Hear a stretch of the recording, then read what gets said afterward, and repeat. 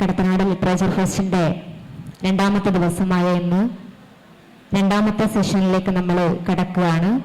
ഈ സെഷനിൽ നമ്മളോട് സംസാരിക്കുന്നത് മലയാളികൾക്ക് ഒട്ടും അപരിചിതനല്ലാത്ത, എഴുത്തിൽ ഏറ്റവും ലളിതമായി പറഞ്ഞാൽ നാഞ്ചിനാടിൻ്റെ തിണൈക്കൂറുള്ള എഴുത്തുകാരൻ എന്ന് വേണമെങ്കിൽ വിശേഷിപ്പിക്കാവുന്ന എഴുത്തുകാരൻ ബി ജയമോഹൻ സാറാണ്.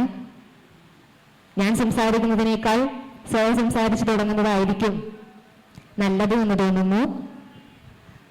സാറിൻ്റെ എഴുത്തിനെ കുറിച്ച് സംസാരിക്കുകയാണെങ്കിൽ തമിഴിൽ അദ്ദേഹം എഴുതിയിട്ടുള്ളതിൻ്റെ ഒരു 10% പോലും മലയാളത്തിൽ അദ്ദേഹത്തിന്റെ രചനകൾ വന്നിട്ടില്ല. എന്നാൽ പോലും 100 സിംഹാസനങ്ങളായാലും ആന ഡോക്ടർ പോലെയുള്ള 1-2 കൃതികൾ കൊണ്ട് തന്നെ മലയാളികൾക്കെല്ലാം സുപരിചിതനായി മാറിയിട്ടുള്ള ഒരു എഴുത്തുകാരനാണ് ബി ജയമോഹൻ എന്ന് പറയുന്നത്.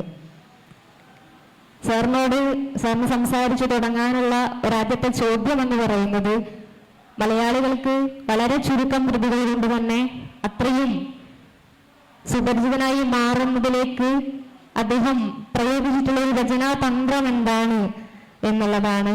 അല്ലെങ്കിൽ എഴുതുന്ന സമയത്ത്, എഴുതി കഴിയുന്ന സമയത്ത് ആ എഴുത്തിൽ അത് എൻ്റെ കഥ തന്നെയാണ്, അല്ലെങ്കിൽ ഇതിനകത്തൊരു ജയമോഹൻ ഉണ്ട് എന്ന് തോന്നിയ സന്ദർഭങ്ങൾ ഉണ്ടാവുമല്ലോ.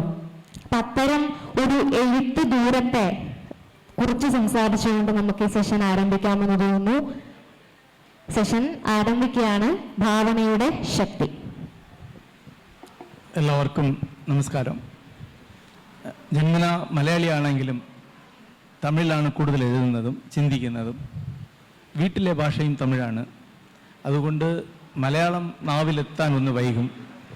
അതുകൊണ്ട് ആദ്യം തന്നെ ഒരു ക്ഷമ ചോദിച്ചുകൊള്ളുന്നു. മലയാളത്തിൽ ഞാൻ എഴുതി തുടങ്ങിയത് ജയകേരളം എന്നൊരു പ്രസിദ്ധീകരണം ഉണ്ടായിരുന്നു, ഡോക്ടർ എം ഗംഗാധരൻ നടത്തിയിരുന്നത്. അതിൽ ശ്രീലങ്കയിലെ ഇന്ത്യൻ അധിനിവേശ ഉണ്ടായപ്പോൾ അതിനെതിരെ ഒരു ലേഖനം ഞാൻ എഴുതിയിരുന്നു. അത് എഴുതാൻ വേണ്ടിയിട്ടാണ്, ആ ലേഖനം എഴുതാൻ വേണ്ടി ഒരാഴ്ച കൊണ്ട് മലയാളം എഴുതാൻ പഠിച്ചു, അക്ഷരങ്ങൾ പഠിക്കുകയുണ്ടായി. കാസർഗോഡിൽ അപ്പോൾ ഞാൻ ജോലി നോക്കുന്ന സമയം 24 വയസ്സാണ്. അങ്ങനെയാണ് ആദ്യത്തെ മലയാള ലേഖനം പ്രസിദ്ധീകരിച്ചത് ജയകേരളത്തിൽ. തുടർന്ന് മലയാളത്തിൽ കൂടുതലൊന്നും എഴുതിയിരുന്നില്ല. KC നാരായണൻ മാതൃഭൂമിയുടെ എഡിറ്ററായിട്ട് വന്നപ്പോൾ അതിൽ ചില ലേഖനങ്ങൾ എഴുതണമെന്ന് തോന്നിയിരുന്നു, എന്നോട് ചോദിച്ചിരുന്നു. അപ്പോൾ ആത്മകഥാപരമായി അതിൽ ലേഖനങ്ങൾ എഴുതി തുടങ്ങി. അത് ഒരു ടെക്നിക്കായിട്ട് സ്വീകരിച്ചതല്ല. ആ കാലഘട്ടത്തിൽ എൻ്റെ ജീവിതം വളരെ ഒരു സംഘർഷഭരിതമായ ഒരു ജീവിതമായിരുന്നു. എനിക്ക് ഒരുപാട് ഓർമ്മകൾ, ശക്തമായ ഓർമ്മകൾ ഉണ്ടായിരുന്നു. ആ ഓർമ്മകൾ ഉണ്ടായിരുന്ന സമയത്ത് അത് എഴുതാൻ പറ്റില്ല. കാരണം അപ്പോൾ വളരെ അടുപ്പമുണ്ട്. നമ്മൾ അടുപ്പമുള്ള കാര്യത്തെക്കുറിച്ച് എഴുതാൻ പറ്റില്ല. പിന്നെ 91 എനിക്ക് കല്യാണം കഴിഞ്ഞു. കല്യാണം കഴിഞ്ഞപ്പോൾ എൻ്റെ നാടോടി ജീവിതമൊക്കെ കഴിഞ്ഞപ്പോഴത്തേക്കും എല്ലാം ഒന്നും അകന്ന് അങ്ങോട്ട് നോക്കാനുള്ള ഒരു ഡിസ്റ്റൻസ് ഉണ്ടായി. അതുണ്ടായപ്പോൾ അതിനെക്കുറിച്ച് എഴുതാം എന്ന് തോന്നി. അങ്ങനെയാണ് മലയാളത്തിൽ കൂടുതലും ആത്മകഥാപരമായ കാര്യങ്ങൾ എഴുതിയത്. തമിഴിൽ എൻ്റെ എഴുത്തിൽ ഒരു ചെറിയ ഭാഗം മാത്രമാണ്. തമിഴിലെ എഴുത്തുകൾ കൂടുതലും ഞാൻ എഴുതിയിട്ടുള്ളത് ചരിത്രം, തത്വചിന്ത, അത് സംഭവിച്ചിട്ടുള്ള നോവലുകളും രചനകളും. മുഴുവൻ തമിഴ് സംസ്കാരവും ഫിക്ഷനൈസ് ചെയ്ത് തിരിച്ചെഴുതുക എന്നുള്ളതാണ് എൻ്റെ ഉദ്യമം എന്ന് പറയാം. അങ്ങനെ നോക്കിയാൽ ഏതാണ്ട് 1,00,000-ഓളം പേജുകൾ തമിഴിൽ എഴുതിയിട്ടുണ്ട് ഞാൻ. അതിലൊരു ചെറിയ ഭാഗം മാത്രമാണ് മലയാളത്തിൽ വന്നിട്ടുള്ളത്. അത് മിക്കവാറും ആത്മകഥാപരമായ കാര്യങ്ങളാണ് ഇവിടെ വന്നിട്ടുള്ളത്. പിന്നെ 2010 എഴുതിയ ഈ ബയോഗ്രഫിക്കൽ സ്റ്റോറീസ് എന്ന് പറയാവുന്ന അറം എന്ന ഒരു സമാഹാരത്തിലെ കഥകളാണ് മലയാളത്തിൽ 100 സിംഹാസനങ്ങൾ, അറം, ആന ഡോക്ടർ, ഇതുപോലത്തെ കഥകളാണ്. ഇപ്പം അടുത്ത കാലത്ത് ചോറ്റുകണക്ക്, ഈ കഥകളെല്ലാം ഒരു സമാഹാരത്തിലുള്ള കഥകളാണ്. അത് 2010 ജനുവരി മുതൽ 15 ദിവസം തുടർച്ചയായി എൻ്റെ വെബ്സൈറ്റിൽ എഴുതിയ കഥകളാണ്. അതെല്ലാം ദിവസം ഒരു കഥ വീതം ഞാൻ ആ കഥയാണ് അറം എന്ന പേരിൽ ഒരു സമാഹാരമായത്. തമിഴ് ചരിത്രത്തിൽ ഏറ്റവും കൂടുതൽ വിറ്റഴിഞ്ഞ പുസ്തകം അത് തന്നെയാണ്, കൃതി അത് തന്നെയാണ്. ഇപ്പോൾ ഇംഗ്ലീഷിൽ സ്റ്റോറീസ് ഓഫ് ദി ട്രൂ എന്ന പേരിൽ വന്നിട്ട് പ്രസിദ്ധീകരിച്ചിട്ടുണ്ട്. ജഗർനാട്ട് പ്രസിദ്ധീകരിച്ചിട്ടുണ്ട്. അത് ഏറ്റവും കൂടുതൽ ഇംഗ്ലീഷിൽ വിറ്റഴിഞ്ഞ കൃതിയാണ്. ഈ ഓഗസ്റ്റിൽ അമേരിക്കയിലെ FSG എന്ന പ്രസിദ്ധീകരണം സ്റ്റോറീസ് ഓഫ് ദി ട്രൂ പ്രസിദ്ധീകരിക്കുന്നുണ്ട്. വളരെ പ്രധാനപ്പെട്ട ഒരു പബ്ലിക്കേഷനാണ്. ഇൻ്റർനാഷണൽ എഡിഷനായിട്ട് വരാൻ പോവുക. അത് ഒരു ബയോഗ്രഫിക്കൽ എലിമെൻ്റാണ്. ഈ എലിമെൻറ്റിൽ നിന്ന് നിങ്ങൾ ചോദ്യത്തിന് ഈ സദസ്സിൻ്റെ ശീർഷത്തിലേക്ക് വരാം. ഭാവനയുടെ ശക്തി. ഭാവനയുടെ ശക്തി എന്ന് പറയുമ്പോൾ ഇവിടെ വേദിയിൽ അരങ്ങിലിരിക്കുന്ന ആളുകൾ ഫിക്ഷൻ്റെ ശക്തി, അതായത് സാഹിത്യത്തിൻ്റെ ശക്തി എന്ന് ഞാൻ പറയും എന്ന് ഉദ്ദേശിക്കുന്നുണ്ടാവും. പക്ഷെ ഞാൻ ഉദ്ദേശിക്കുന്നത് അതല്ല. സുഹൃത്തുക്കളെ, ഞാൻ എഴുതിയ ഒരു കൃതിയാണ് പൊന്നിയിൻ സെൽവൻ എന്ന സിനിമ. ചിലർ കണ്ടിട്ടുണ്ടാവും. അതിൽ ഒരു ചരിത്ര സംഭവമുണ്ട്. അതിൻ്റെ പ്രധാന നായകന്മാരിൽ ഒരാളായ ആദിത്യ കരികാലൻ 7-ാം നൂറ്റാണ്ടിൽ അല്ലെങ്കിൽ 8-ാം നൂറ്റാണ്ടിൽ കൊല്ലപ്പെട്ടു. അദ്ദേഹം കൊന്നത് ആണ് എന്നുള്ളത് രാജരാജ ചോഴൻ്റെ ഭരണകാലത്ത് ഉടയാർകുടി എന്ന പേര് ഒരു സ്ഥലത്തുണ്ടായ ഒരു ശിലാലിഖിതത്തിലൂടെയാണ് ഇപ്പോൾ എല്ലാവർക്കും അറിയാവുന്നത്. അദ്ദേഹത്തെ കൊന്നത് ആളുകളാണ്. ആ കൊന്ന രവിദാസൻ തുടങ്ങിയവരെ ശിക്ഷിക്കുകയും നാടുകടത്തുകയും ചെയ്തു എന്ന് രാജരാജ ചോഴൻ്റെ ഒരു ശിലാലിഖിതമാണ്. ഈ ശിലാലിഖിതം 1950കളിൽ തന്നെ ചരിത്ര ഗവേഷകന്മാർ പഠിച്ചു. അതിലുണ്ടായിരുന്നത് രവിദാസൻ തുടങ്ങിയ പ്രമാണിമാർ ശിക്ഷിക്കപ്പെട്ടു. പ്രമാണി എന്ന് പറഞ്ഞാൽ ആർക്കും മനസ്സിലാകാതൊന്നുമില്ലല്ലോ മലയാളികൾക്ക്. പ്രമാണിമാർ എന്ന വാക്കാവുള്ളത്. പക്ഷേ തമിഴർ ബ്രാഹ്മണർ എന്നതിനെ വായിച്ചു. പ്രമാണി എന്നുള്ള വാക്ക് തമിഴിലില്ല, ഉണ്ടായിരുന്നു, ഇപ്പം ഇല്ല. അപ്പൊ പ്രമാണി എന്നുള്ളത് ബ്രാഹ്മണർ എന്ന് വായിക്കുകയും ആദിത്യ കരികാലനെ ബ്രാഹ്മണർ കൊന്നു എന്ന് ചരിത്രം ഉണ്ടാക്കുകയും ഏതാണ്ട് 100 നൂറ്റാണ്ട് കാലമായിട്ട് ഈ ചരിത്രം നിലനിൽക്കുകയും ചെയ്തിട്ടുണ്ട്. അതാണ് ഭാവനയുടെ ശക്തി എന്ന് പറയുന്നത്. ഇതിനെതിരെ, ഈ ഭാവനയ്ക്കെതിരെ ഒരു 100 പുസ്തകം എഴുതിയാൽ പോലും എഴുത്തുകാരന് പിടിച്ചു നീക്കാൻ പറ്റില്ല. ആവർത്തിച്ച് ചരിത്രകാർ പറയുന്നുണ്ട് ഇത് പ്രമാണിമാരാണ്. പ്രമാണിമാർ എന്ന് പറയുന്നത് ഒരു വില്ലേജ് ഹെഡായിരിക്കാം, അല്ലെങ്കിൽ ഒരു ക്ലാൻ ഹെഡായിരിക്കാം. ചില ചരിത്രകാർ പറയുന്നത് അന്ന് ശൈവ ട്രഡീഷനിലെ ചില കൾട്ടുകൾ ഉണ്ടായിരുന്നു. പ്രത്യേകിച്ചും വീരശൈവ കൾട്ടുകൾ ഉണ്ടായിരുന്നു. ആ ഏതോ ഒരു കൾട്ടിലെ ഒരു ആളാണ് കൊന്നത്. അതാണ് പ്രമാണി എന്ന വാക്കിനർത്ഥം എന്നാണ് ചരിത്രകാർ പറയുന്നത്. പക്ഷെ രാഷ്ട്രീയക്കാർ അത് വിശ്വസിക്കാനായിട്ട് തയ്യാറല്ല. ഇന്ന് തമിഴ്നാട്ടിൽ വന്ന് ആദിത്യ കരികാലനെ കൊന്നത് ഒരു പ്രമാണിയാണ് എന്ന് പറയുക, ഒരു 1000 പേര് എണീറ്റല്ല ബ്രാഹ്മണരാണെന്ന് പറയും. നിങ്ങൾ ആ ഭാവനയോട് ഒരിക്കലും ചെറുത്ത് നിൽക്കാനേ പറ്റില്ല. ഈ ചെറുത്ത് നിൽപ്പിന് വേണ്ടിയിട്ടാണ് നമ്മളൊക്കെ സാഹിത്യം ഉണ്ടാക്കുന്നത്. അതായത് ഭാവനയുടെ ശക്തി കൊണ്ട് പൊരുതുന്നത് രാഷ്ട്രീയം എന്ന കൂടുതൽ വലിയ ഭാവനയുടെ ശക്തിയോടാണ്. ആ ഭാവനയോട് ഒരിക്കലും യുദ്ധം ചെയ്യാൻ പറ്റില്ല. മറ്റൊരു കാര്യം പറയാം. നമുക്ക് എല്ലാവർക്കും അറിയാം വൈക്കം സത്യാഗ്രഹം എങ്ങനെ സംഭവിച്ചെന്ന്. TK മാധവനാണ് അത് മുമ്പോട്ടെടുത്തത്. അദ്ദേഹം അന്യപ്രസിഡന്റിൽ ചെന്ന് കാണുന്നു, സപ്പോർട്ട് ചോദിക്കുന്നു. പിന്നെ ഗാന്ധിയെ ചെന്ന് കാണുന്നു. പിന്നെ ഗാന്ധി രംഗത്തെത്തുന്നു. വളരെ മടിച്ചാണ് ഗാന്ധി രംഗത്തെത്തുന്നത്. ഗാന്ധിയൻ സമരം മുമ്പോട്ടെടുക്കുന്നു. അതിൽ കേളപ്പൻ, കേശവമേനോൻ പോലുള്ളവരുണ്ട്. ഒരു ഘട്ടത്തിൽ പിന്നീട് മാർക്സിസ്റ്റുകായി മാറിയ ഒരുപാട് നേതാക്കൾ അതിൽ സംബന്ധിച്ചുണ്ട്. 3 വർത്തമാന പത്രങ്ങൾ വൈക്കം സമരത്തിന് വേണ്ടിയിട്ട് മാത്രം തുടങ്ങിയതാണ്. പിന്നെ അതിൽ ഒരു 6 മാസത്തോളം EV രാമസ്വാമി നായക്കർ വന്ന് പങ്കെടുക്കുകയുണ്ടായി. അദ്ദേഹം ജയിലിൽ പോയി. അദ്ദേഹം വളരെ ശക്തമായി അതിൽ പാർട്ടിസിപ്പേറ്റ് ചെയ്യുന്നുണ്ട്, അതിലില്ലെന്ന് പറയാൻ പറ്റില്ല.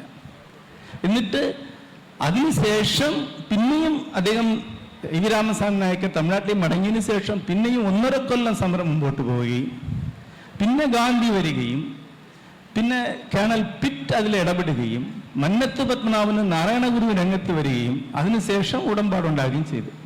പക്ഷെ തമിഴ്നാട്ടിലെ വൈക്കം സത്യാഗ്രഹം തുടങ്ങിയത്, നടത്തിയത്, വിജയിപ്പിച്ചത് ഒരാൾ മാത്രമാണ്. ഇതാണ് ചരിത്രം, പുസ്തകത്തിലെ ചരിത്രം. അങ്ങനെ അല്ല എന്നൊരു ലേഖനം ഞാൻ എഴുതി, ചരിത്രം മാത്രം അങ്ങോട്ട് എഴുതി. അതിനെതിരെ ഒരു ഗവൺമെന്റ് തന്നെ 5 കൊല്ലം കൊണ്ട് പ്രവർത്തിക്കുന്നുണ്ട്, കൊല്ലങ്ങളോളം പുസ്തകങ്ങൾ പ്രസിദ്ധീകരിക്കുന്നുണ്ട്.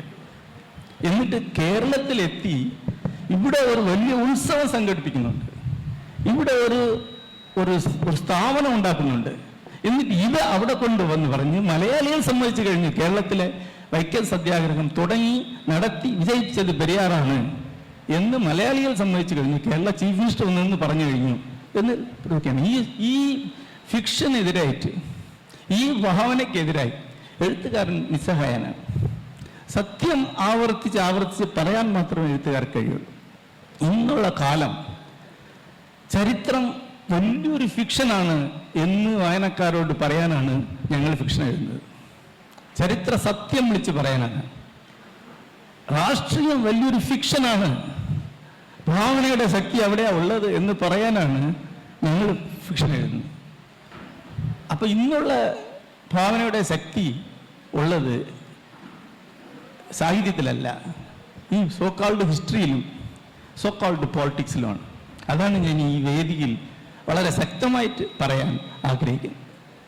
ഒരു എഴുത്തുകാരനായി ഞാൻ സാഹിത്യത്തിലേക്ക് കടന്നു വരുമ്പോൾ വ്യക്തിപരമായ എഴുത്താണ് കൂടുതൽ മുമ്പോട്ട് നിന്നത്. അതായത് എക്സിസ്റ്റൻഷ്യലിസം, അസ്തിത്വ ദുഃഖം. ഞാൻ വരുമ്പോൾ കാക്കനാടനും മുകുന്ദനും അവിടെ അതുപോലുള്ള എഴുത്തുകാരും ജി നാഗരാജൻ പോലുള്ള എഴുത്തുകാരും വളരെ ശക്തമായി നിന്ന കാലമാണ്. പക്ഷേ അവർ ആർക്കും വ്യക്തിപരമായിട്ട് വലിയ പ്രശ്നങ്ങളുള്ള ആളുകളല്ല, എനിക്കറിയാം. കാക്കനാടനോ അല്ലെങ്കിൽ മുകുന്ദനോ എന്ത് അസ്തിത്വ ദുഃഖം ഉണ്ടെന്ന് നമുക്കറിയാം. പക്ഷെ എനിക്ക് ശരിക്കും അസ്തിത്വ ദുഃഖം ഉണ്ടായിരുന്നു. അതുകൊണ്ടാണ് വീട് വിട്ട് പോവുകയും ഇന്ത്യ മുഴുവൻ തെണ്ടിത്തിരിയുകയും ഭിക്ഷക്കാരനായിട്ട് ജീവിക്കുകയും കാശിയിലും പഴനിയിലും ഭിക്ഷ ചെയ്ത് ജീവിക്കുകയും ചെയ്ത ആളാണ്. പക്ഷെ എൻ്റെ പ്രശ്നം അസ്തിത്വ ദുഃഖം ആയിരുന്നില്ല. ഞാൻ കണ്ട ഇന്ത്യയാണ്. ആ ഇന്ത്യയുടെ ചരിത്രവും തത്വചിന്തയും തന്നെയാണ് എൻ്റെ പ്രശ്നം. അപ്പോൾ അത് എഴുതാനുള്ള ഒരു സാഹിത്യം ഉണ്ടാക്കണം എന്നാണ് ഞാൻ വിചാരിച്ചത്. അപ്പോൾ എനിക്ക് ആധുനികതയുടെ ഒരു താല്പര്യം ഉണ്ടായിരുന്നില്ല. മോഡേണിസത്തെ ഞാൻ കടന്നു പോകാനാണ് ആഗ്രഹിച്ചത്. അപ്പോൾ പോസ്റ്റ് മോഡേൺ തോട്ടുകൾ വന്നു തുടങ്ങിയിരുന്നു. വളരെ ഇരുന്ന് തന്നെ അത് വായിച്ചിട്ടുണ്ട്. പക്ഷെ പോസ്റ്റ് മോഡേണിസ്റ്റിലുണ്ടായിരുന്ന ആ ഡിസ്ട്രക്ഷൻ സ്വഭാവം, അല്ലെങ്കിൽ ആ ഡിലാപ്പിറ്റേഷൻ എന്ന് പറയില്ല, പൊളിച്ചെടുക്കുക എന്നുള്ളത്, അതിലെനിക്ക് താല്പര്യമില്ല. ഞാൻ നിർമ്മിക്കാൻ ആഗ്രഹിച്ച ഒരു എഴുത്തുകാരന്. അങ്ങനെയാണ് ഞാൻ എൻ്റെ ഫിക്ഷൻ സ്വയം എഴുതിയത്. എൻ്റെ ഫിക്ഷൻ എന്ന് പറയുന്നത് ചരിത്രം എന്ന ഫിക്ഷനെതിരെ, ഈ പറയുന്ന രാഷ്ട്രീയം എന്ന ഫിക്ഷനെതിരെയുള്ള വേറൊരു ഫിക്ഷനാണ്, വേറൊരു ഭാവനയാണ്. ഈ ഭാവനയ്ക്കെതിരെയുള്ള ഭാവനയാണ്. അതുകൊണ്ടാണ് ഞാൻ കൂടുതൽ പ്രശസ്തനാവുകയും കൂടുതൽ ചർച്ചയ്ക്ക് വിധേയനാവുകയും ചില സമയങ്ങളിൽ അടി കിട്ടാനുള്ള സാധ്യതയൊക്കെ ഉണ്ടാവുകയും ഒളിവിലൊക്കെ ജീവിക്കേണ്ട സ്വിച്ചോടൊക്കെ വരുകയും ചെയ്തത്. പക്ഷെ തുടർന്ന് ഒരു ഇടപെടൽ എൻ്റെ എഴുത്തിലുണ്ട്. ആധുനിക എഴുത്തുകാർക്ക് ഒരു ഒറ്റപ്പെടലുണ്ട് എവിടെയും. അവിടെ മാസ് ആളുകൾ ആരും വായിക്കില്ല. ആധുനിക സാഹിത്യം വായിക്കാൻ പറ്റില്ല. കാരണം ആ പ്രശ്നം ജനങ്ങളുടെ പ്രശ്നമല്ല, മറിച്ച് ഞാൻ എഴുതുന്നത് തമിഴ്നാട്ടിൻ്റെ ചരിത്ര പ്രശ്നം തന്നെയാണ്, രാഷ്ട്രീയ പ്രശ്നം തന്നെയാണ്, ധാർമ്മിക പ്രശ്നങ്ങൾ തന്നെയാണ്. അതുകൊണ്ടാണ് എൻ്റെ കൃതികൾ കൂടുതൽ പ്രശസ്തമാകുന്നതും കൂടുതൽ ചർച്ചാ വിഷയമാകുന്നതും. ഒരു എഴുത്തുകാരനായി കൂടുതൽ എൻ്റെ മുൻഗാമികൾ ഒരാൾക്കുണ്ടായിരുന്നല്ലാത്ത ഒരു പ്രശസ്തി എനിക്കുണ്ടാവുകയും ചെയ്തത്. അങ്ങനെയാണ് ഒരു എഴുത്തുകാരനായി എൻ്റെ ഭാവനയെ കൊണ്ട് തമിഴ് ചരിത്രം എന്ന ഭാവനയ്ക്കെതിരെ നിൽക്കാൻ കഴിഞ്ഞത്. ആ ഭാവനയുടെ ശക്തി കൊണ്ടാണ് ഒരു വായനക്കാരുടെ വൃത്തം ഞാൻ ഉണ്ടാക്കാൻ കഴിഞ്ഞിട്ടുണ്ട്. ഒരു സ്ഥാപനമായിട്ട് തന്നെ അതിനെ മാറ്റാൻ കഴിഞ്ഞിട്ടുണ്ട്. കഴിഞ്ഞ 20ഓളം കൊല്ലമായി എൻ്റെ വായനക്കാരുടെ സംഘടന തമിഴ്നാട്ടിലെ ഏറ്റവും കൂടുതൽ പ്രധാനപ്പെട്ട 3 അവാർഡുകൾ ഞങ്ങൾ കൊടുക്കുന്നതാണ്.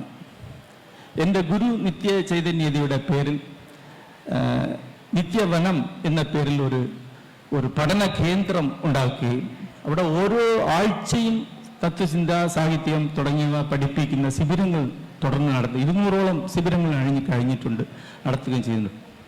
അപ്പോൾ ഇത് ഇന്റലക്ച്വൽ ഗ്രൂപ്പ് എന്ന് പറയാം, ഒരു ചെറിയ ഒരു വൃത്തമാണ്, വളരെ ചെറിയ സംഖ്യയേ ഉള്ളൂ. കൂടിപ്പോയാൽ തമിഴ്നാട് മുഴുവൻ എൻ്റെ വായനക്കാർ ഒരു 2 ലക്ഷം പേരുണ്ടെങ്കിൽ കൂടുതലാവും, 2 ലക്ഷം പേരുണ്ടാവാൻ സാധ്യതയുണ്ട്.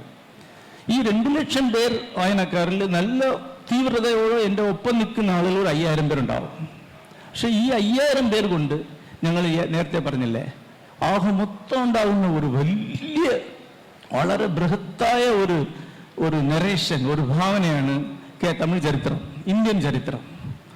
അതിനെതിരെ ഒരു നിരന്തര സമരം നടത്തിക്കൊണ്ടിരിക്കുകയാണ്.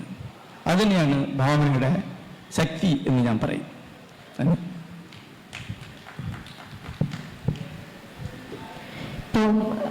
ഭാസനത്തിലേക്ക് വന്നു കഴിഞ്ഞാൽ അതില് കാപ്പൻ എന്ന് പറയുന്ന കഥാപാത്രം ധർമ്മപാലനിലേക്ക് എത്തുന്ന ഒരു ദൂരമാണ് ആ നോവൽ എന്ന് പറയുന്നത്.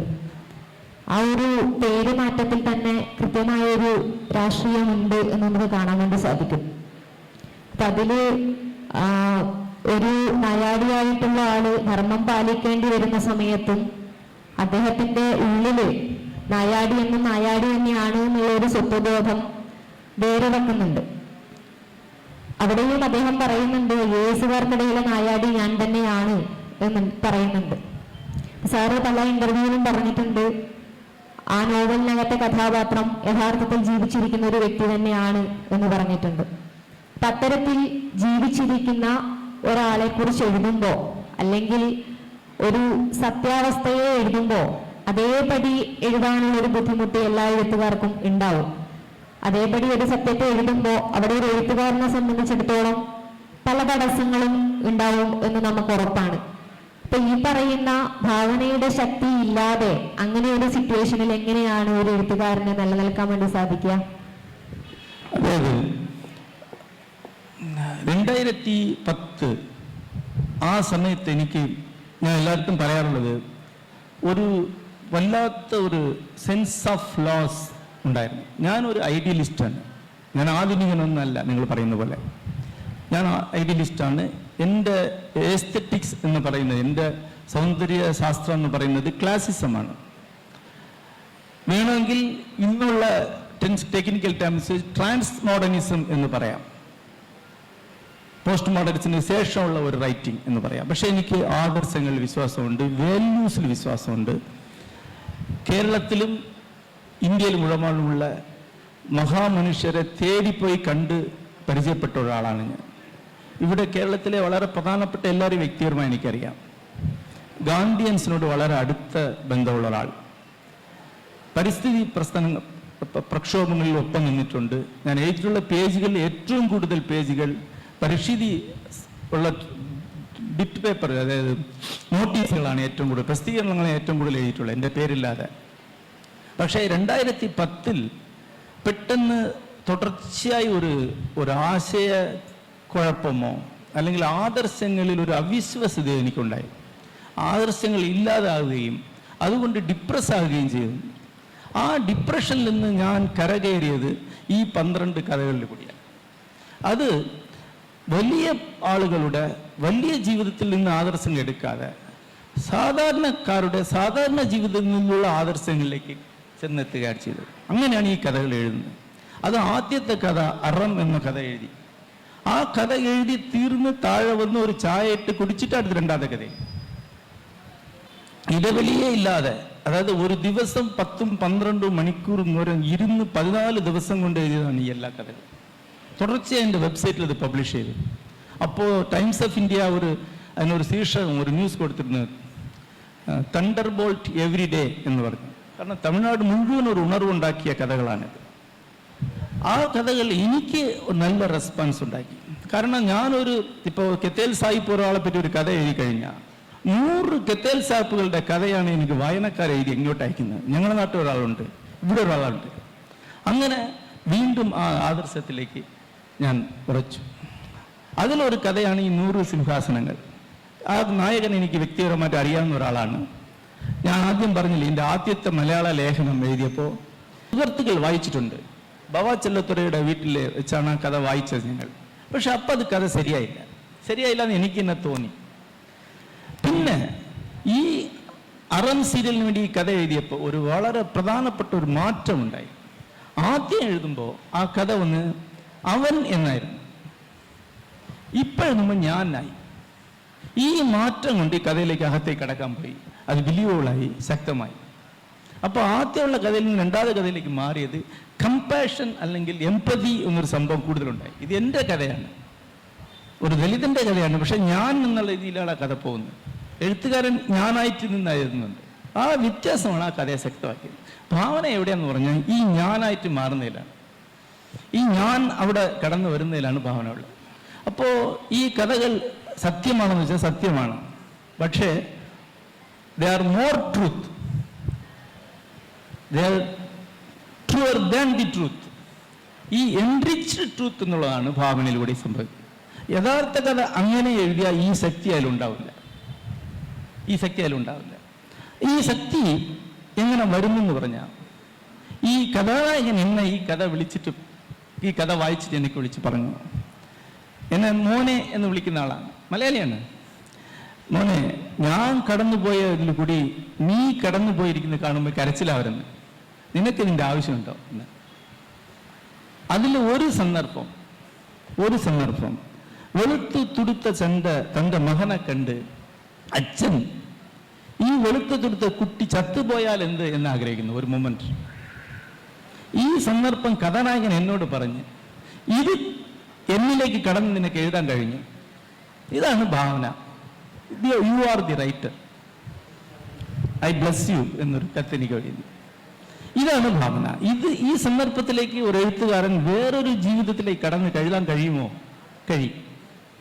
അപ്പൊ പലരും ചോദിക്കാറുണ്ട്, ഒരു ദലിതന്റെ ജീവിതം ഒരു നോൺ ദലിത് എഴുതാൻ പറ്റുമോ? ആ ചോദ്യം ചോദിക്കുന്ന ഒരാൾക്ക് സാഹിത്യത്തിനെ പറ്റി ഒന്നും അറിയില്ല. നിങ്ങളുടെ ജീവിതം എനിക്ക് എഴുതാൻ കഴിയും എന്നതുകൊണ്ടാണ് സാഹിത്യം എന്ന പ്രസ്ഥാനം തന്നെ ഉണ്ടാകുന്നത്.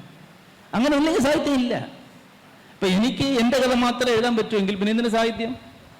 എഴുത്തുകാരൻ എല്ലാവരുടെ കഥ എഴുതുന്ന ആളാണ്. ഞാൻ ജയമോഹൻ തമിഴ്നാട്ടിൻ്റെ കഥ എഴുതുന്ന എഴുത്തുകാരനാണ്, അല്ല ജയമോഹൻ്റെ കഥ എഴുതുന്ന ആളല്ല. എനിക്ക് പെൺകുട്ടിയുടെ കഥ എഴുതാൻ പറ്റും, എഴുതിയിട്ടുണ്ട്, ധാരാളം പെൺകുട്ടികളുടെ കഥകൾ എഴുതിയിട്ടുണ്ട്. അല്ലെങ്കിൽ വൃദ്ധയുടെ കഥ എഴുതാൻ പറ്റും, മൃഗങ്ങളുടെ കഥ എഴുതാൻ പറ്റും. ഭാവന എന്ന് പറയുന്നത് എവിടെയും ചെന്നെത്താവുന്നതാണ്. ആ സാധ്യത ഭാഷയ്ക്കും ഭാവനയ്ക്കും ഉള്ളത് കൊണ്ടാണ് സാഹിത്യം എന്ന പ്രസ്ഥാനം നിലനിൽക്കുന്നു പോകുന്നത്. ഭാവനയ്ക്ക് ശക്തി കൈവരുന്നതിൽ മറ്റൊരു പ്രധാനപ്പെട്ട ഘടകം ഭാഷയാണ്. സാറ് പറഞ്ഞ പോലെ വൻ എന്നുള്ളത് ഞാനായി മാറുന്നിടത്തൊരു ഭാവനയുണ്ട് എന്ന് സാറ് പറഞ്ഞു.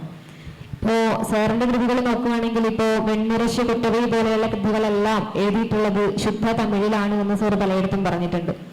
അതേപോലെ മലയാളത്തിൽ ഇപ്പൊ 100 സിംഹാസനങ്ങൾ വായിക്കുമ്പോഴായാലും ആന ഡോക്ടർ വായിക്കുമ്പോഴായാലും ഒക്കെ അതിലെല്ലാം കാണാൻ പറ്റുന്നത് ശുദ്ധമായ മലയാള ഭാഷയാണ്. അതിൽ മറ്റൊരു ഭാഷയുടെ സ്വാധീനവും നമുക്ക് കാണാൻ വേണ്ടി സാധിക്കില്ല. അപ്പൊ ഇങ്ങനെ മറ്റൊരു ഭാഷയുടെയും സ്വാധീനമില്ലാണ്ട് അതും കൂടുതലും തമിഴിൽ കൈവച്ച ഒരാള് മലയാളത്തിൽ എഴുതുക എന്ന് പറയുന്നത് ടാസ്ക് ആയിട്ട് എപ്പോഴെങ്കിലും തോന്നിയിട്ടുണ്ടോ? ടാസ്ക് അല്ല. ഞാൻ എം ഗോവിന്ദന്റെ ഒരു ഓർഡറിൽ വരുന്ന ഒരാളാണ്. എം ഗോവിന്ദന്റെ ശിഷ്യനായ ആറ്റൂർ രവിയാണ് എൻ്റെ ഗുരു. ഗോവിന്ദൻ ഇവിടെ പച്ച മലയാള പ്രസ്ഥാനം അല്ലെങ്കിൽ നാട്ടു മലയാള പ്രസ്ഥാനം എന്നൊന്ന് മുമ്പോട്ടെടുത്തത് പലർക്കും അറിഞ്ഞിട്ടുണ്ടാവും. മലയാളത്തിലെ ആവശ്യമില്ലാത്ത അല്ലെങ്കിൽ വെറും ജാടയ്ക്ക് വേണ്ടി ഉപയോഗിക്കുന്ന സംസ്കൃതം ഒഴിവാക്കിക്കൊണ്ട് കഴിയുന്നത്ര നാക്കിൽ വഴങ്ങുന്ന മലയാളം എഴുതുക എന്നുള്ളതാണ് ആ പ്രസ്ഥാനം. അതൊരു തോറ്റുപോയ പ്രസ്ഥാനമാണ്. ഇവിടെ ആരും അത് മുമ്പോട്ട് എടുത്തില്ല. പക്ഷെ എനിക്കതിൽ വിശ്വാസമുണ്ട്. ഒരു വാക്ക് നമ്മൾ സാധാരണമായിട്ട് പറയാൻ കഴിയില്ലെങ്കിൽ അത് നമ്മളെ ചിന്തയിൽ ശക്തമായി നിലനിൽക്കില്ല എന്ന് ഞാൻ തോന്നുന്നു. തമിഴിലും അങ്ങനെ തന്നെയാണ്. അതുകൊണ്ട് ഈ കടിച്ചാ പൊട്ടാത്ത വാക്കുകൾ പ്രയോഗിക്കുക അല്ലെങ്കിൽ കടമെടുത്ത വാക്കുകൾ പ്രയോഗിക്കുക, ഇത് രണ്ടും ഞാൻ പ്രയോഗിക്കാറില്ല. തമിഴിൽ എഴുതുമ്പോൾ കഴിയുന്നത്ര ശുദ്ധമായ തമിഴ് എഴുതാൻ ഉദ്ദേശിക്കുന്ന ഒരാളാണ്. പ്രത്യേകിച്ചും ക്ലാസിക്കലായ ടെക്സ്റ്റിൽ എഴുതുമ്പോൾ വളരെ ക്ലാസിക്കലായിട്ട് മാത്രമേ എഴുതാറുള്ളൂ. മലയാളത്തിൽ എനിക്ക് പറയാൻ ഭയങ്കര ബുദ്ധിമുട്ടുണ്ട്. കാരണം കൃത്യമായ ഒരു മലയാള വാക്ക് എനിക്ക് വരുന്നില്ല. പക്ഷെ എഴുതുമ്പോൾ വളരെ ബുദ്ധിമുട്ടി ഒരു തവണ എഴുതി അല്ലെങ്കിൽ രണ്ടവണ എഴുതി കൂടുതലും നാട്ടുമലയാളത്തിൽ എഴുതാനാണ് ഞാൻ ശ്രമിക്കാറുള്ളത്. ഇപ്പം ഞാൻ സ്വയം എഴുതിയിട്ടുള്ള അല്ലെങ്കിൽ തമിഴിൽ നിന്ന് സ്വയം വിവർത്തനം ചെയ്തിട്ടുള്ള കൃതികൾക്കും ഈ അടുത്ത കാലത്ത് വേറൊരു മലയാള വിവർത്തകൻ എൻ്റെ ഒരു കഥ വിവർത്തനം ചെയ്തിട്ടുണ്ട്, ചോറ്റുകണക്ക്. അതിന് തമ്മിലുള്ള വ്യത്യാസം കണ്ടാൽ അറിയാം. ഇത് കൂടുതൽ മാനകമായ സംസ്കൃത പദങ്ങൾ കൂടുതൽ പ്രയോഗിച്ചിട്ടുള്ള ഒരു ട്രാൻസ്ലേഷനാണ്.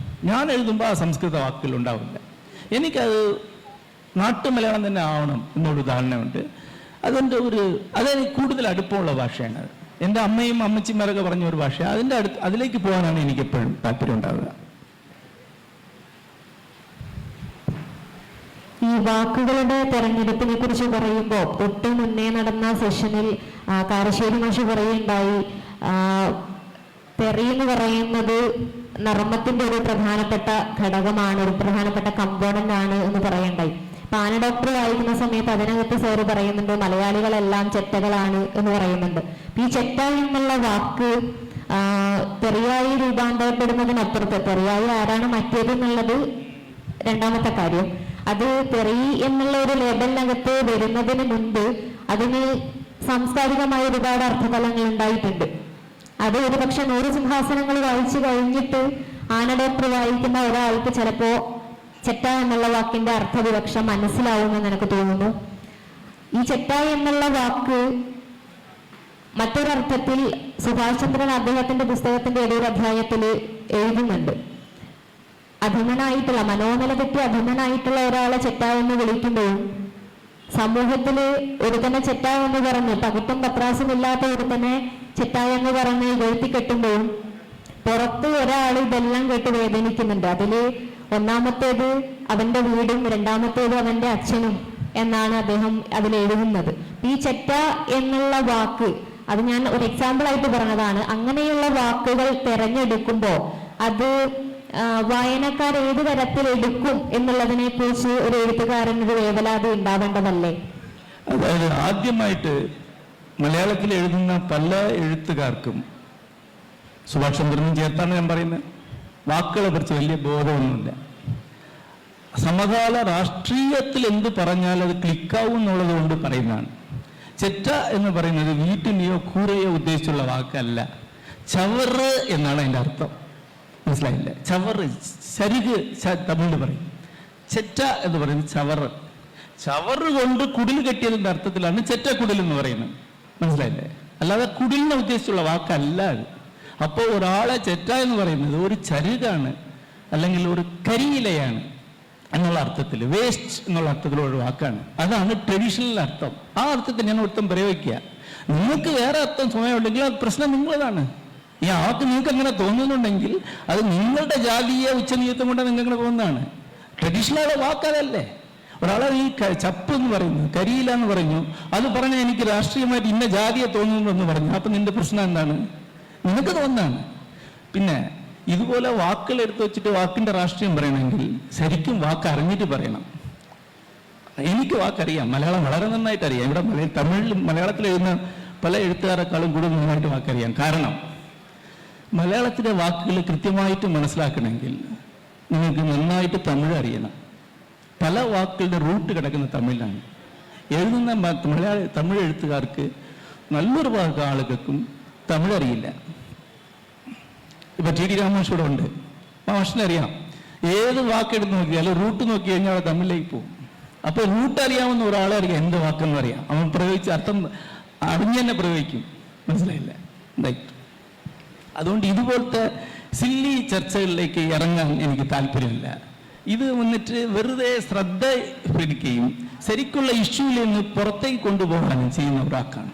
വാക്കിൽ കയറി പിടിച്ചുള്ള ചർച്ച, അതിന് ഭാഷാ പണ്ഡിതന്മാർ വരട്ടെ, സംസാരിക്കാം. അല്ലാതെ ചെറുകിട എഴുത്തുകാരോടൊന്നും ഇത് സംസാരിക്കാനുള്ള ഇടത്തിൽ എനിക്കില്ല. ഞാനത് ചോദിച്ചത് ഭാവനയുടെ ശക്തി എന്ന് പറയുമ്പോൾ ഭാവനയ്ക്ക് ശക്തി വരുന്നത് വാക്കുകളുടെ തെരഞ്ഞെടുപ്പ് കൊണ്ടുകൂടിയാണല്ലോ എന്നുള്ളത് കൊണ്ടാണ്. ആ ഒരു നിങ്ങൾ പറയാ പന്ന എന്ന് പറയാം, പന്ന എന്ന് പറയും അല്ലേ? പന്ന എന്ന് ചീത്ത പറയുന്ന ഒരു പദമുണ്ട്. എന്താണ് പന്ന എന്നുള്ള വാക്കിന്റെ അർത്ഥം? മലയാളിക്ക് അറിയില്ല. പന്ന എന്ന് പറഞ്ഞാൽ വേരിന്റെ, അതായത് ഒരുപാട് വേരുകൾ അടറുകയും അതുകൊണ്ട് ഒന്നും മുളയ്ക്കാൻ പറ്റാതാകുകയും ചെയ്യുന്ന ഒരു സ്ഥലമാണ് പന്ന എന്ന് പറയുന്നത്. തെങ്ങിന്റെ പന്ന എന്ന് പറയും, അവിടെ ഒന്നും മുളയ്ക്കില്ല. അതിൽ നിന്നാണ് ഈ വാക്ക് വരുന്നത്. അങ്ങനെയാണ് മലയാളത്തിലെ വാക്കുകളുള്ളത്. നാട്ടു മലയാളം എന്ന് പറയുന്നത് അവിടെ നിന്ന് വരുന്നതാണ്. കൃഷിയും മറ്റു കാര്യങ്ങൾ വരുന്നതാണ്. അല്ലാതെ നിങ്ങൾ പുസ്തകം വായിച്ചിട്ടൊന്നും അതിൽ വരില്ല. ഞാൻ കൃഷി ചെയ്ത ആളാണ്, എനിക്കറിയാം കൃഷി എന്താണ്. അത് നിങ്ങൾ മാത്രമല്ല, നല്ല മലയാളം സംസാരിക്കുന്ന ഒരു തിരുവനന്തപുരം ഭാഗത്ത് ജീവിക്കുന്ന ആളാണ്, അല്ലാതെ നഗരത്തിൽ ജനിച്ച ആളല്ല. അതുകൊണ്ട് നിങ്ങൾ വായിക്കുന്ന ഒരു 4 പുസ്തകത്തിൽ നിന്ന് വരുന്ന അർത്ഥമൊന്നും എനിക്കല്ല. ഞാൻ സാഹിത്യത്തിൽ നിന്ന് എടുക്കുന്നത് അല്ലെങ്കിൽ ജീവിതത്തിൽ നിന്ന് എടുക്കുന്ന ആളാണ്. ഓക്കെ, ഈ സെഷനിനെ ഓഡിയൻസിലേക്ക് പോവാണ്. ഓഡിയൻസിന് എന്തെങ്കിലും ചോദിക്കാനുണ്ടെങ്കിൽ ചോദിക്കാം.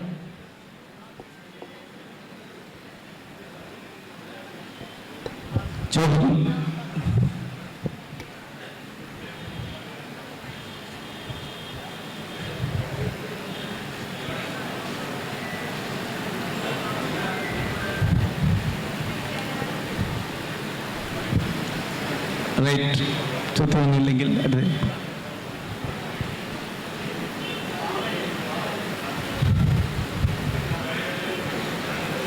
എന്തായാലും ഭയങ്കര സൈലൻസ് ആയിരിക്കും.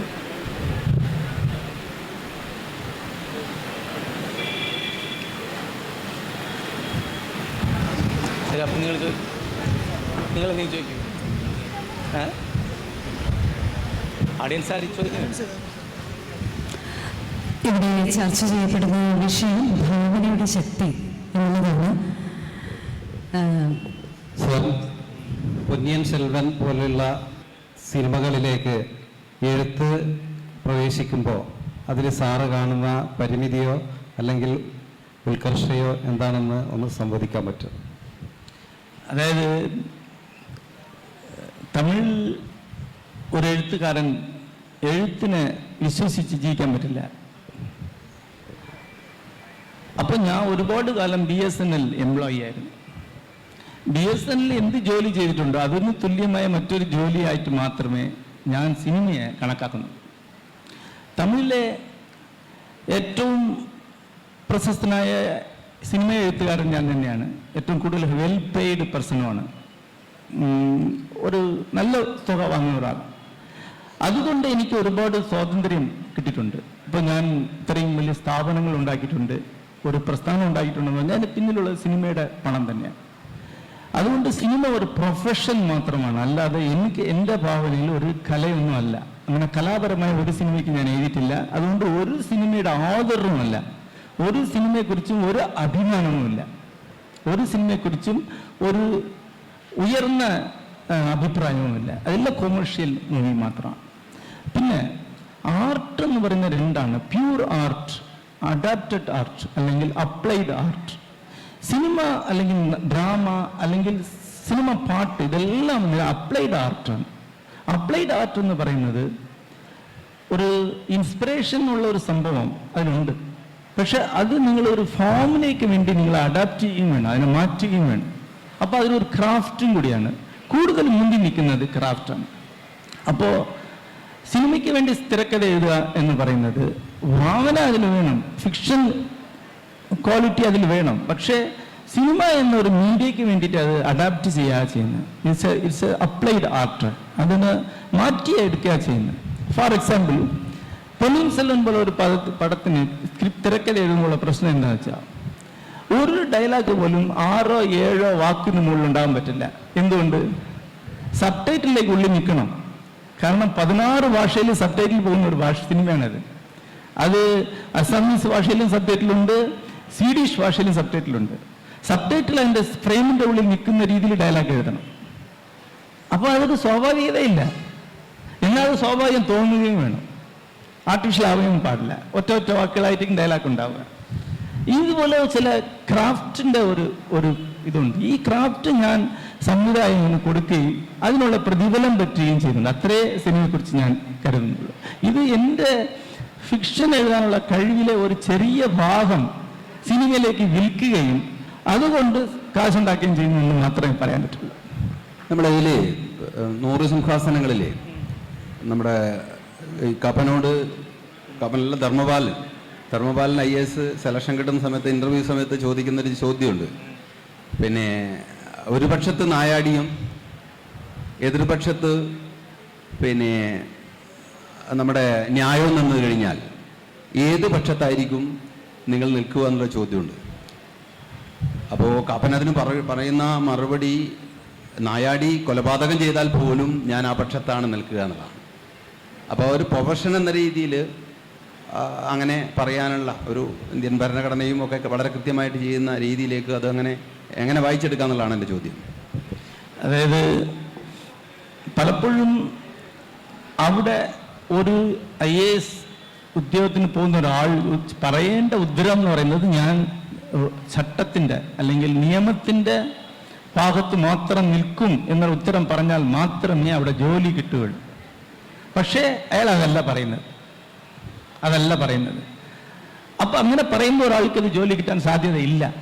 പക്ഷേ അവിടെ ഉണ്ടായിരുന്ന ഒരാൾ ആ ഉത്തരം ബോധ്യപ്പെട്ടതുകൊണ്ട്, അത് ഹോണസ്റ്റായ ഉത്തരം ആയതുകൊണ്ട് അയാൾ ജോലി കിട്ടി.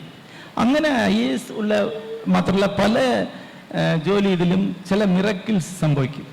ചിലപ്പം ശരിയുള്ള ഉത്തരത്തിന് അതിലേക്കാളും കൂടുതൽ ഹോണസ്റ്റായ ഉത്തരം അംഗീകരിക്കപ്പെടും.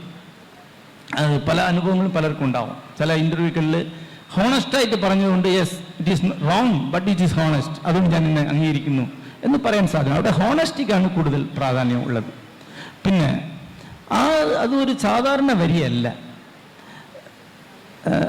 അതായത് ജസ്റ്റിസ് എന്നോ അല്ലെങ്കിൽ മൊറാലിറ്റി എന്നോ അല്ലെങ്കിൽ എത്തിക്സ് എന്നോ പറയുന്നതിൽ ഒരു ടെമ്പററി സ്വഭാവമുണ്ട്, ഒരു പെർമനൻ്റ് സ്വഭാവമുണ്ട്. ടെമ്പററി ആയിട്ട് ഈ ചുറ്റുപാടും ഈ സന്ദർഭത്തിൽ ശരി തെറ്റൊന്നും ഉണ്ടാവും. പക്ഷെ ചരിത്രത്തെ സംബന്ധിച്ച് എടുത്തു നോക്കുമ്പോൾ ശരി തെറ്റ് മാറും. അതാണ് ലോങ് ടൈം ജസ്റ്റിസ് അല്ലെങ്കിൽ ലോങ് ടൈം എത്തിക്സ് എന്നൊന്നുണ്ട്. ഒരു എഴുത്തുകാരൻ നിലയ്ക്ക് ഈ ലോങ് ടൈം ജസ്റ്റിസിൽ കൂടുതൽ വിശ്വസിക്കാൻ ആഗ്രഹിക്കുന്ന ഒരാളാണ് ഞാൻ. അത് തന്നെയാണ് അതിൻ്റെ അവരി.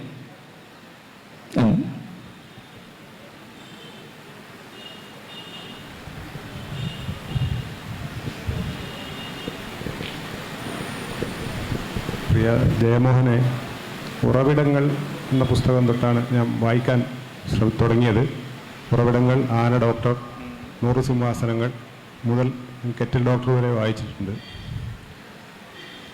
ജയമോഹൻ്റെ അമ്മയെ മലയാള കവിത വായിച്ചാണ് അല്ലെങ്കിൽ ചങ്ങമ്പുഴയാണ് കൊന്നത് എന്ന രീതിയിൽ അതിൽ ഉറവിടങ്ങളിലൊരു പരാമർശം ഞാൻ ശ്രദ്ധിച്ചിട്ടുണ്ട്. അമ്മ നന്നായി മലയാള കവിത വായിക്കുമായിരുന്നു. അതുപോലെ ജയമോഹൻ മലയാള കവിതയെ മനസ്സിലാക്കിയ ഒരാളാണ്. 1999 കുറ്റാലം കവിതാ ക്യാമ്പിൽ ജയമോഹൻ, സുന്ദര രാമസ്വാമി, ആറ്റൂർ, അതുപോലെ കൽപ്പറ്റ ഇവരൊക്കെയുള്ള ആ ക്യാമ്പ് കഴിഞ്ഞ മാസം ഈ അടുത്ത സ്ഥലത്ത് TP രാജീവൻ്റെ ഒരു അനുസ്മരണം 1-ാം ചരമവാർഷികം നടക്കുകയുണ്ടായി. അങ്ങയുടെ സുഹൃത്തും തമിഴിലെ പ്രശസ്ത കവിയുമായ യുവൻ ചന്ദ്രശേഖരാണ് അവിടെ വന്നത്. അദ്ദേഹം പറഞ്ഞു, TP രാജീവനെ ഞങ്ങൾക്ക് ഏറ്റവും നന്നായി തമിഴിലേക്ക് വിവർത്തനം ചെയ്തു തന്നത് ജയമോഹനാണ്. എന്താണ് ജയമോഹന് സമകാലീന മലയാള കവിതയെക്കുറിച്ച്, അതിൻ്റെ ഭാവനയെക്കുറിച്ച് ഒന്ന് പറയാനുള്ളത്? അതായത് മലയാള കവിതയിലേക്ക് ഞാൻ പറഞ്ഞത് എൻ്റെ അമ്മയിലൂടെയാണ്. അമ്മ കുമാരനാശാൻ്റെയും ചങ്ങമ്പുഴയുടെയും ഒരു വലിയൊരു ഫാനായിരുന്നു. ഒരുപാട് കവിതകൾ മനഃപ്പാടമായിട്ട് പറയുകയും പാടുകയും ചെയ്യുന്നവരായിരുന്നു. പിന്നെ എനിക്ക് വ്യക്തിപരമായി അയ്യപ്പ പണിക്കരെയും ആറ്റൂർ രവിവർമ്മയും വളരെ നന്നായിട്ട് അറിയാം. അതുകൊണ്ട് അവരിലൂടെ ആധുനിക കവിതയിലേക്ക് വരികയുണ്ടായി.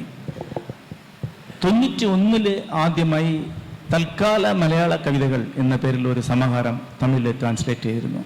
അതിനുശേഷം ഇതുവരെയ്ക്കും 12 സമാഹാരം മലയാള കവിതകൾ തമിഴിലേക്ക് ഞാൻ ട്രാൻസ്ലേറ്റ് ചെയ്തിട്ടുണ്ട്. വേറെ ആളുകൾ ട്രാൻസ്ലേറ്റ് ചെയ്ത മലയാള കവിതകൾ 4 പുസ്തകങ്ങൾക്ക് ഞാൻ പഠനം അല്ലെങ്കിൽ പ്രിഫേസ് എഴുതിയിട്ടുണ്ട്. മലയാള കവിതയെക്കുറിച്ച് ധാരാളം തമിഴിൽ എഴുതിയിട്ടുള്ള ഒരാളാണ്.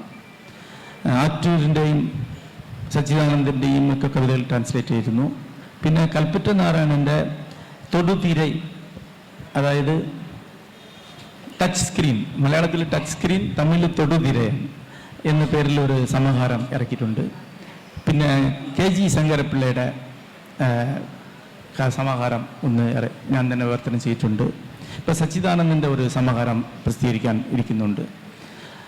മലയാള കവിതയോട് തുടർച്ചയായിട്ട് ഒരു സംവാദത്തിൽ ഏർപ്പെട്ടിരിക്കുന്ന ഒരാളാണ് ഞാൻ.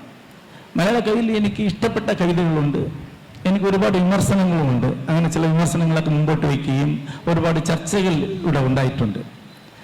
മലയാള കവിതയിലെ റൊമാൻറ്റിസിസം എന്ന് പറയുന്ന കാൽപ്പനിക ഭാവത്തോട് എനിക്ക് അത്ര താല്പര്യമില്ല. കാരണം അത് കാൽപ്പനികത വളരെ സ്വാഭാവികമായി ആ കവി തന്നെ ഒരു കാൽപ്പനിക വ്യക്തിയാണെങ്കിൽ വളരെ സ്വാഭാവികമായിട്ട് വന്നാൽ മാത്രമേ കാൽപ്പനിക വ്യക്തി ഒരു വർത്തിയുള്ളൂ. കാരണം ചങ്ങമ്പുഴ ഒരു കാൽപ്പനികനാണ്, കാൽപ്പനിക ജീവിതം ജയിച്ച ആളാണ്, സ്വാഭാവികമായ കാൽപ്പനികതയുള്ളത്. പക്ഷെ ആർട്ടിക്കുലേറ്റഡ് കാൽപ്പനികത, ആർട്ടിക്കുലേറ്റ് എന്ന് പറഞ്ഞാൽ ബുദ്ധിമുട്ടി എഴുതുന്ന കാൽപ്പനികത, അല്ലെങ്കിൽ വൃത്തബദ്ധമായി എഴുതപ്പെടുന്ന ഒരു കാൽപ്പനികതയ്ക്ക് വലിയ കാര്യമൊന്നുമില്ല. അത് വായിക്കുമ്പോൾ തന്നെ ഒരു മടുപ്പുണ്ടാക്കുന്ന ഒരു സംഭവമാണ്. അങ്ങനെ ചില കവിതയെക്കുറിച്ച് ചില അഭിപ്രായങ്ങൾ ഞാൻ ഇവിടെ പറഞ്ഞിട്ടുണ്ട്. എനിക്ക് മലയാളത്തിൽ ഏറ്റവും ഇഷ്ടപ്പെട്ട കവി കൽപ്പറ്റ നാരായണൻ തന്നെയാണ്. കൽപ്പറ്റ നാരായണൻ കവിയായിട്ടല്ല, വെറും നോട്ട്സ് ആയിട്ട്, അതായത് 1986 എൻ്റെ ഓർമ്മ, വൈദ്യശാസ്ത്രം എന്നൊരു ചെറിയ പരിസ്ഥിതി പ്രസിദ്ധീകരണത്തിൽ ഒഴിഞ്ഞ വൃക്ഷഛായയിൽ എന്ന് പറഞ്ഞിട്ട് ചില നോട്ട്സുകൾ കൽപ്പറ്റ എഴുതുണ്ടായി. നോട്ട്സാണ് എഴുതിയിരുന്നത്, കുറിപ്പുകൾ എന്നാണ് എഴുതിയിരുന്നത്.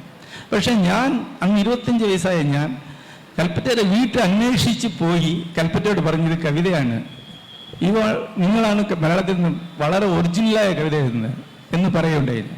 അങ്ങനെ കൽപ്പറ്റയ്ക്ക് തന്നെ കൽപ്പറ്റ ഒരു കവിതയാണെന്ന് പറഞ്ഞൊരു ഒരു അഭിമാനം എനിക്കുണ്ട്. കാരണം ഇന്ന് വരയ്ക്കും കൽപ്പറ്റയുടെ ഒരു നല്ല വായനക്കാരനാണ്.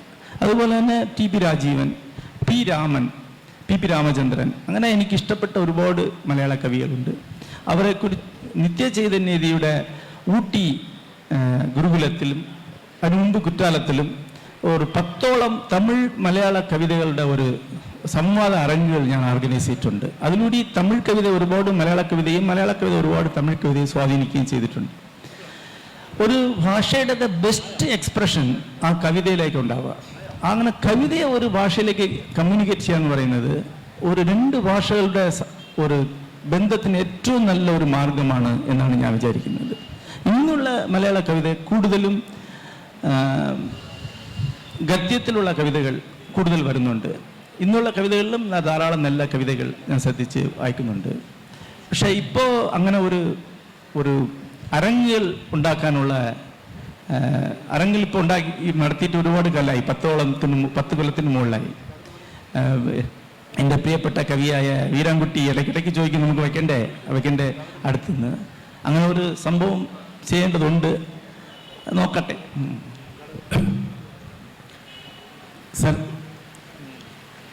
അങ്ങേ കേട്ടതിൻ്റെ സൗഭാഗ്യം, അതിനുള്ള നന്ദിയാണ് ആദ്യമേ പറയാൻ പോകുന്നത്.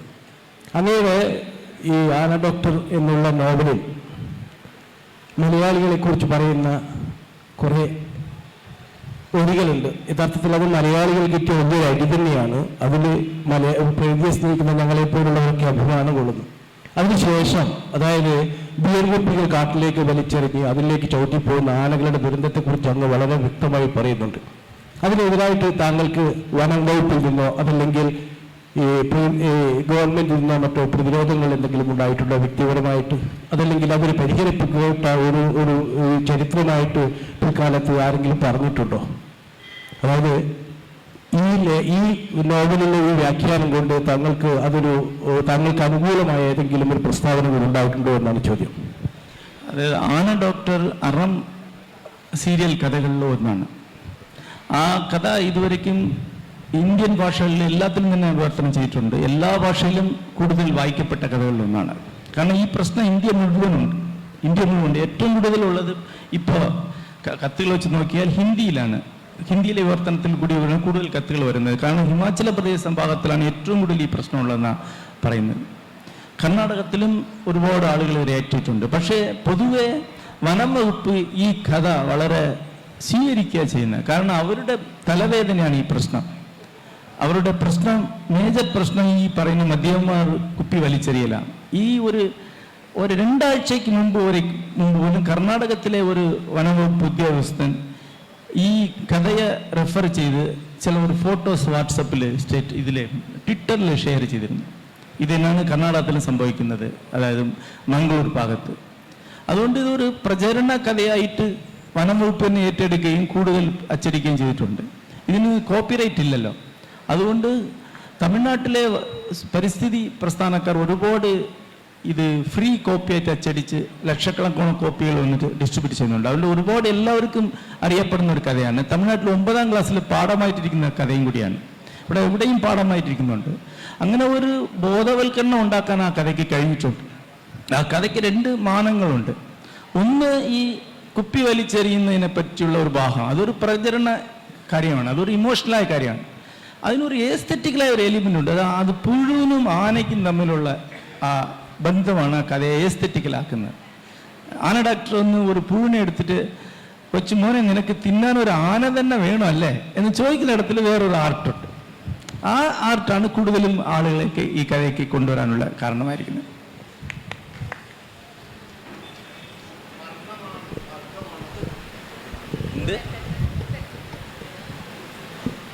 സർ, വർണ്ണമാണോ വർഗമാണോ ഏറ്റവും പ്രധാനം? ഈ സുഹാസനങ്ങളുടെ പശ്ചാത്തലത്തിൽ പറഞ്ഞാൽ മതി. അതായത് എല്ലാ സ്ഥലത്തും വർഗം എന്ന് പറയുന്നത് പലതരം വർണ്ണങ്ങളിലുകൂടി ഓപ്പറേറ്റ് ചെയ്യുന്നതാണ്. ഇപ്പോൾ വർണ്ണം എന്ന് നമ്മൾ പറയുമ്പോൾ അതൊന്ന് ഒരു ഇന്ത്യൻ ഫിനോമിനാണെന്ന് നിങ്ങൾക്ക് തോന്നും.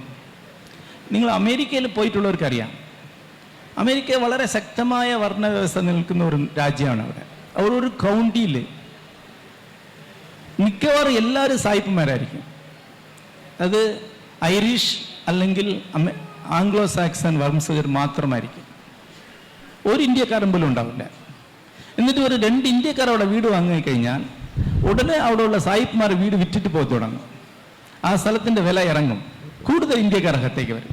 കുറേ കഴിയുമ്പോൾ അത് മുഴുവൻ ഇന്ത്യക്കാരുടേതാവും. ഇന്ത്യയും ചൈനക്കാർ, ഏഷ്യൻസ് മാത്രമാവും. ഇന്നൊരു കറുത്ത വർഗ്ഗക്കാർ അവിടെ ഒരു വീട് വാങ്ങുകയാണെങ്കിൽ ഈ ഇന്ത്യക്കാരൻ വിറ്റിട്ട് പോകും. കുറേ കഴിയുമ്പോൾ അത് കറുത്ത വർഗ്ഗക്കാരുടെ കൗണ്ടി മാത്രമാവും. അമേരിക്കയിൽ പോയി കഴിഞ്ഞാൽ കറുത്ത വർഗ്ഗക്കാരുടെ county, Asian county, Hispanic county and the white county. വർണ്ണവ്യവസ്ഥ അവിടെ വളരെ ശക്തമായി നിൽക്കുന്നുണ്ട്. അത് തന്നെയാണ് വർഗം. അത് ഒഴിവാക്കിക്കൊണ്ട് ഒരു ശുദ്ധമായ വർഗം എന്നൊക്കെ ചർച്ച ചെയ്യുന്നതിൽ ഒരർത്ഥവുമില്ല. ഒരു കറുത്ത വർഗ്ഗക്കാരൻ ചെയ്യുന്ന ജോലി തന്നെയാണ് ഒരു വെളുത്ത വർഗ്ഗക്കാരൻ ചെയ്യുന്നതായിരിക്കും. പക്ഷെ അവർ തമ്മിൽ വേറെ വർണ്ണവുമാണ്. ലോകം മുഴുവൻ അങ്ങനെ തന്നെയാണ്. അപ്പോൾ വർണ്ണം തന്നെയാണ് കണ്ട് മുന്നിൽ നിൽക്കുന്ന യഥാർത്ഥം. വർഗം എന്ന് പറയുന്നത് ഒരു അസംഷൻ അല്ലെങ്കിൽ ഒരു ഭാവന മാത്രമാണ്. അത് നിങ്ങൾക്ക് അങ്ങനെ ഭാവിക്കുകയും അങ്ങനെ യുദ്ധം ചെയ്യുകയൊക്കെ ചെയ്യാം. പക്ഷെ കണ്ണിൻ്റെ മുമ്പിൽ നിൽക്കുന്ന യഥാർത്ഥം വർണ്ണം തന്നെയാണ്. ഇവിടെ മാത്രമല്ല, യൂറോപ്പിലും അമേരിക്കയിലും ലോകം മുഴുവൻ അങ്ങനെ തന്നെയാണ്. ബഹുമാനപ്പെട്ട ജയമോഹൻ സർ, താങ്കൾക്ക് താങ്കളുടേതായ സാഹിത്യ പദപ്രയോഗ സന്ദർഭങ്ങളെക്കുറിച്ചുള്ള വ്യക്തമായ നിലപാടുകൾ ഉണ്ട്. ഇവിടെ ഇരിക്കുന്ന ഓരോ സംവേദകനും സാഹിത്യാസ്വാദകർക്കും എഴുത്തുകാർക്കും ഓരോ നിലപാടുകളുണ്ട്. ഉദാഹരണമായി നേരത്തെ പറഞ്ഞ ചില പദപ്രയോഗങ്ങൾക്ക് സമൂഹത്തിൽ ഇന്ന് മാറിക്കൊണ്ടിരിക്കുന്ന അർത്ഥം തന്നെയാണ് ഉള്ളത്. അതിനെ ഒരു ജനറലൈസ്ഡ് ആയിട്ടുള്ള അർത്ഥം ആയി തള്ളിക്കളയേണ്ടതില്ല എന്നാണ് ഒരു ആസ്വാദക എന്ന നിലയിൽ എൻ്റെ ഒരു എളിയ അഭിപ്രായം. അല്ലാതെ നമ്മൾ ഇത്തരം പദപ്രയോഗങ്ങൾ അതിനെ വൈയാകരന്മാരെ വിളിച്ച് അതിൻ്റെ പദനിഷ്പത്തിയെക്കുറിച്ച് ചർച്ച ചെയ്യേണ്ട ഇതാണ് എന്നുള്ള തരത്തിലുള്ള ഒരു സമീപനം നമ്മൾ പുലർത്തുന്നത് ശരിയാണോ എന്നൊരു സന്ദേഹമുണ്ട്. നമ്മൾ ഇത്തരം വേദികളിലല്ലാതെ ഈ ഇങ്ങനെയുള്ള കാര്യങ്ങൾ എവിടെ വെച്ചാണ് സർ ചർച്ച ചെയ്യുക? താങ്കളുടെ അഭിപ്രായം മനസ്സിലാക്കി നന്ദി. വേറെ ചോദ്യങ്ങൾ?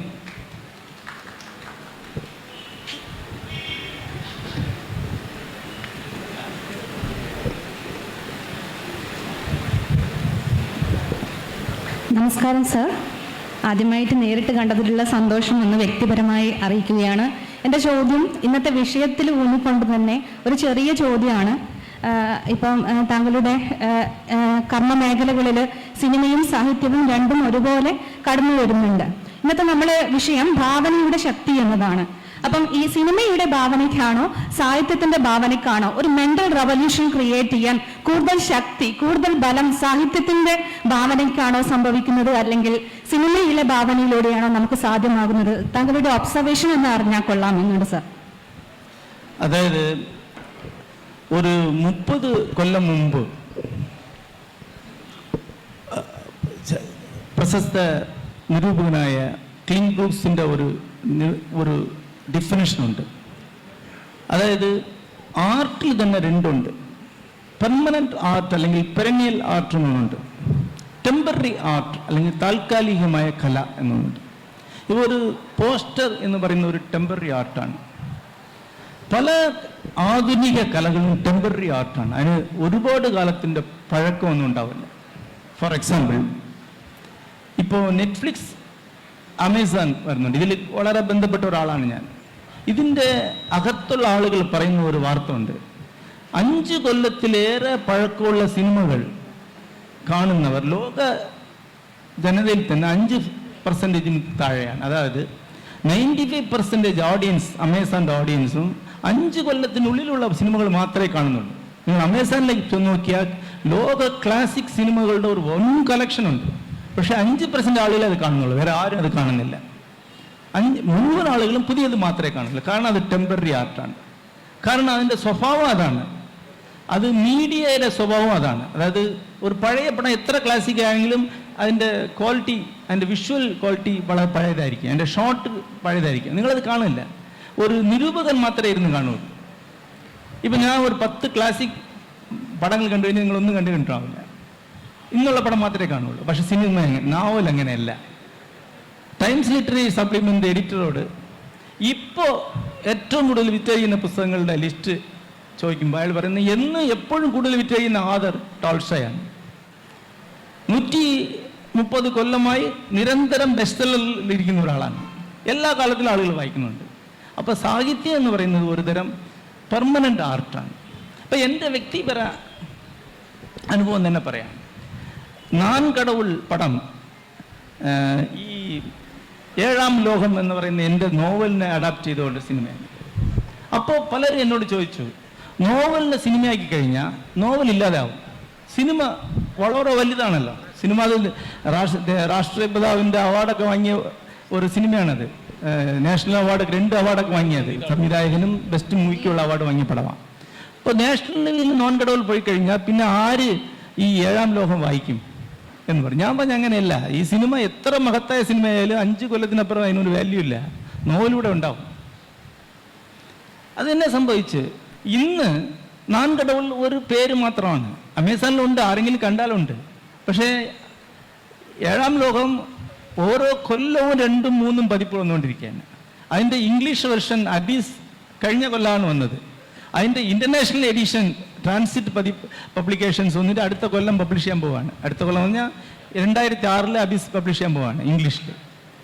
അപ്പോൾ അത് ലോകം മുഴുവൻ പോയിക്കൊണ്ടിരിക്കുകയാണ് പുസ്തകം. കാരണം 20 കൊല്ലം ആയി കഴിഞ്ഞാലും ഒരു പുസ്തകം പഴയതാകുന്നില്ല. 5 കൊല്ലം ആയി കഴിഞ്ഞാൽ സാഹിത്യം പറയാം. അപ്പോൾ ലോങ് ടൈം നോക്കിക്കഴിഞ്ഞാൽ പുസ്തകത്തിൻ്റെ ഇമ്പാക്റ്റും പുസ്തകത്തിൻ്റെ ഇൻഫ്ലുവൻസും ഒരിക്കലും സിനിമ ഉണ്ടാക്കുന്നില്ല. ടെമ്പററി ആയിട്ട് മാത്രമേ സിനിമയ്ക്ക് ഒരു ഇൻഫ്ലുവൻസ് ഉണ്ടാകാൻ കഴിയുള്ളൂ. അതുകൊണ്ട് സിനിമ ഒരു ഇൻഫീരിയർ ആർട്ട് തന്നെ ആണ് എന്നൊരു സിനിമാക്കാരനായിട്ടിരുന്ന് ഇവിടെ പറയാൻ അഭിമാനമുണ്ട്.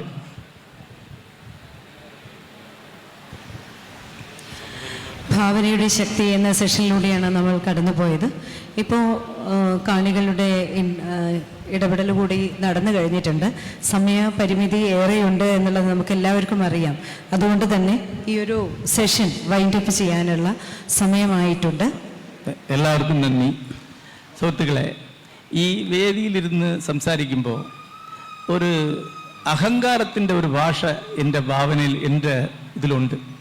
പക്ഷേ ഇത് മലയാളികളിൽ നിന്നും ഒരു മലയാളിയായ ഞാൻ പഠിച്ചതാണ്. PK ബാലകൃഷ്ണൻ ഞാൻ പഠിച്ച ഒന്നാണ്. തമിഴിൽ ഒട്ടും പരിചയമില്ലാത്ത ഈ ഭാഷ അവിടെ പ്രയോഗിച്ച ഒരാളാണ് ഞാൻ. അതുകൊണ്ട് ഒരു സർക്കാരിൽ നിന്നും ഒന്നും സ്വീകരിക്കില്ല എന്നൊരു പ്രഖ്യാപനം നടത്താനുള്ള ഒരു ചങ്കൂറ്റം ഒരു മലയാളിയായി PK ബാലകൃഷ്ണൻ എനിക്ക് കിട്ടിയതാണ്. അതുകൊണ്ട് ഈ അഹംഭാവത്തിനെ ക്ഷമിക്കണമെന്ന് ഞാൻ ചോദിക്കാൻ ആഗ്രഹിക്കുന്നില്ല. ഇതൊരു എഴുത്തുകാരൻ്റെ സ്വാഭാവികതയാണെന്ന് മനസ്സിലാക്കണമെന്ന് മാത്രം അഭ്യർത്ഥിച്ചുകൊണ്ട് എല്ലാവർക്കും നമസ്കാരം, നന്ദി.